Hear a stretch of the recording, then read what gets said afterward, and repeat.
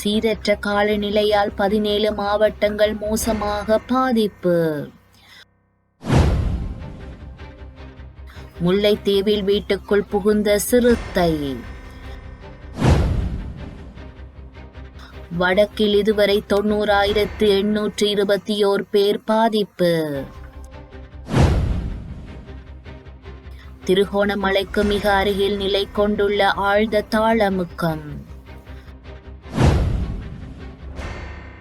அதிர்ஷ்ட லாப சீட்டு மூலம் 177 மில்லியன் பவுண்ட்ஸ் பரிசு பெற்ற பிரித்தானியர். நிலவும் மழையுடனான காலநிலை காரணமாக 17 மாவட்டங்களில் 127 பிரதேச செயலாளர் பிரிவுகளில் 59,629 குடும்பங்களை சேர்ந்த 2,07,582 பேர் பாதிக்கப்பட்டுள்ளதாக அனர்த்த முகாமைத்துவ நிலையத்தின் பணிப்பாளர் நாயகம் ஓய்வு பெற்ற மேஜர் ஜெனரல் உதயேர தெரிவித்துள்ளார். யாழ்ப்பாணம், புத்தளம், கேகாலை, மன்னார், கிளிநொச்சி, ரத்தினபுரி, காலி, திருகோணமலை, பதுளை, முல்லைத்தீவு, நுவரெலிய, அனுராதபுரம், மட்டக்களப்பு, மாத்தறை, மாத்தளை, அம்பாறை மற்றும் வவுனியா ஆகிய மாவட்டங்களில் மோசமான காலநிலையால் பாதிக்கப்பட்டுள்ளனர். 31 குடும்பங்களை சேர்ந்த 520 பேர் தங்க வைக்கப்பட்டுள்ளனர். மன்னார் மாவட்டத்தில் 15,205 குடும்பங்களை சேர்ந்த 52,487 பேர் பாதிப்படைந்துள்ளனர். 43 இடைத்தங்கல் முகாம்களில் 1,240 குடும்பங்களை சேர்ந்த 4,128 பேர் தங்க வைக்கப்பட்டுள்ளனர்.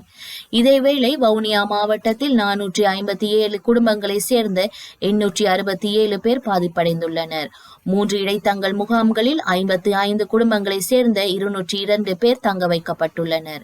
இதற்கமைய வடக்கில் நிலவும் சீரற்ற காலநிலை காரணமாக 28,143 குடும்பங்களை சேர்ந்த 1,821 பேர் பாதிக்கப்பட்டுள்ளனர் என்றும் 290 இடைத்தங்கல் முகாம்களில் 2,384 குடும்பங்களை சேர்ந்த 8,070 பேர் தங்க வைக்கப்பட்டுள்ளனர் என்றும் மாவட்ட செயலாளர் அறிக்கையிட்டுள்ளனர். சிறுத்தை புலியொன்று வீடு ஒன்றிற்குள் புகுந்த சம்பவம் ஒன்று இடம்பெற்றுள்ளது. முல்லைத்தீவு புதுக்குடியிருப்பு பிரதேச செயலக பிரிவுக்குட்பட்ட விசுவமடு இளங்கோபுரம் கிராமத்தில் திடீரென சிறுத்தை புலியொன்று வீட்டிற்குள் உள்நுழைந்துள்ளது. இதனை அடுத்து வனஜீவராசிகள் திணைக்களத்தினருக்கு தகவல் வழங்கப்பட்டதை அடுத்து வனஜீவராசிகள் திணைக்களம் குறித்த புலியை மீட்டுக் கொண்டு சென்றுள்ளனர். தற்போது நிலவும் சீரற்ற காலநிலையால் காடுகளுக்கு அண்மையில் இருப்பவர்கள் அவதானமாக செயல்பட வேண்டியது அவசியமாகும்.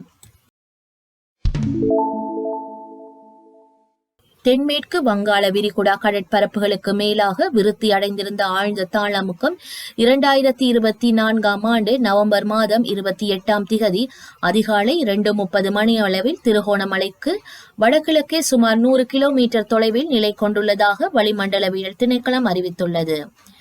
இது இன்று மேலும் தீவிரமடைந்து நாட்டின் கிழக்கு கடற்கரைக்கு அருகில் வடக்கு வடமேற்கு திசை நோக்கி மிக மெதுவாக நகர்ந்து புயலாக மாற வாய்ப்புள்ளதாக அந்த திணைக்களம் குறிப்பிட்டுள்ளது. வடக்கு வடமத்திய மற்றும் வடமேற்கு மாகாணங்களிலும் திருகோணமலை மாவட்டத்திலும் அவ்வப்போது மணித்தியாலத்திற்கு 60 முதல் 70 கிலோமீட்டர் வேகத்தில் மிகவும் வலுவான பலத்த காற்று வீசக்கூடும். நாட்டின் ஏனைய பகுதிகளில் அவ்வப்போது மணித்தியாலத்திற்கு 40 முதல் 50 கிலோமீட்டர் வேகத்தில் பலத்த காற்று வீசக்கூடும்.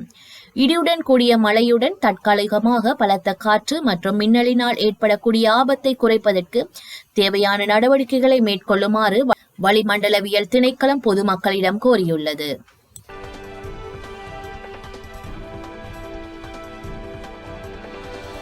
மாவீரர் தினத்தில் தமிழக வெற்றி கழக தலைவர் விஜய் தனது வாழ்த்தை தெரிவித்துள்ளார்.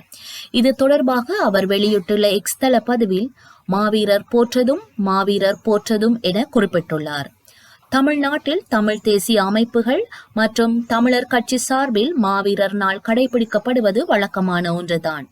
இந்த நிலையில் தமிழகத்தில் புதிதாக உருவாகி இருக்கும் தமிழக வெற்றி கழகம் கட்சி சார்பில் அக்கட்சி தலைவர் விஜய் மாவீரர் தின வாழ்த்து தெரிவித்திருப்பது தமிழக அரசியலில் பேசு பொருளாக இருக்கின்றது. வங்கதேசத்தில் இந்து மத தலைவரான இஸ்கான் அமைப்பை சேர்ந்த சின்மோய் கிருஷ்ணதாகை போலீசார் கைது செய்துள்ளனர். அவர் மீது போராட்டங்களை தூண்டிவிட்டது உட்பட தேச துரோக வழக்குகள் பதிவு செய்யப்பட்டுள்ளன.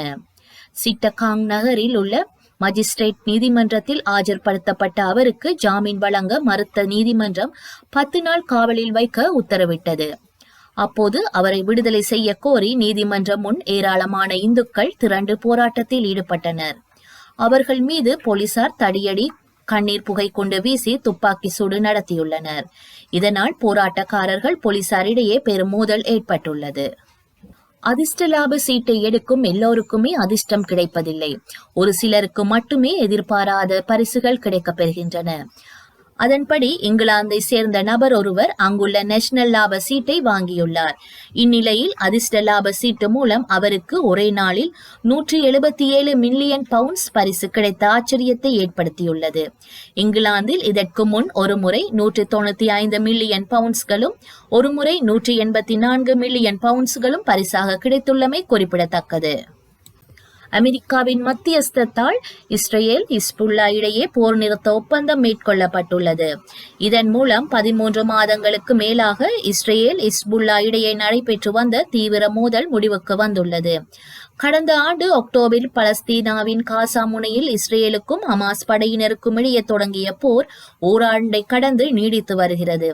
இந்நிலையில் இஸ்ரேலும் ஹிஸ்புல்லாவும் போர் நிறுத்தம் மேற்கொள்ள அமெரிக்கா மத்தியஸ்தம் செய்தது. இதைத் தொடர்ந்து போர் நிறுத்த ஒப்பந்தத்திற்கு இஸ்ரேல் பாதுகாப்பு அமைச்சரவை செவ்வாய்க்கிழமை இரவு ஒப்புதல் அளித்தது. அமைச்சரவையில் 10 பேர் ஒப்பந்தத்துக்கு ஆதரவாகவும் ஒருவர் எதிராகவும் வாக்களித்தனர். 10-1 என்ற பெரும்பான்மை அமைச்சர்கள் அளித்த ஆதரவின் அடிப்படையில் போர் நிறுத்த ஒப்பந்தத்திற்கு ஒப்புதல் அளிக்கப்பட்டது. இதையடுத்து ஒப்பந்தம் புதன்கிழமை முதல் அமலுக்கு வருவதாக அமெரிக்க தலைநகர் வாஷிங்டனில் அந்நாட்டு ஜனாதிபதி ஜோ பைடன் அறிவித்துள்ளார். வரலாற்றில் இன்று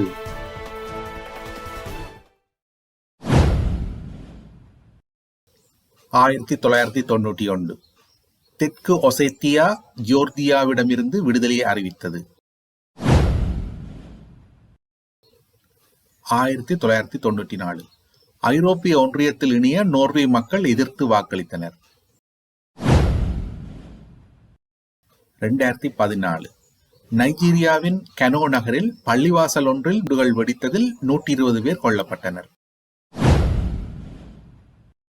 2016 கொலம்பியாவின் மிதேய் நகருக்கு அருகில் விமானம் ஒன்று விழுந்ததில் 81 பேர் உயிரிழந்தனர்.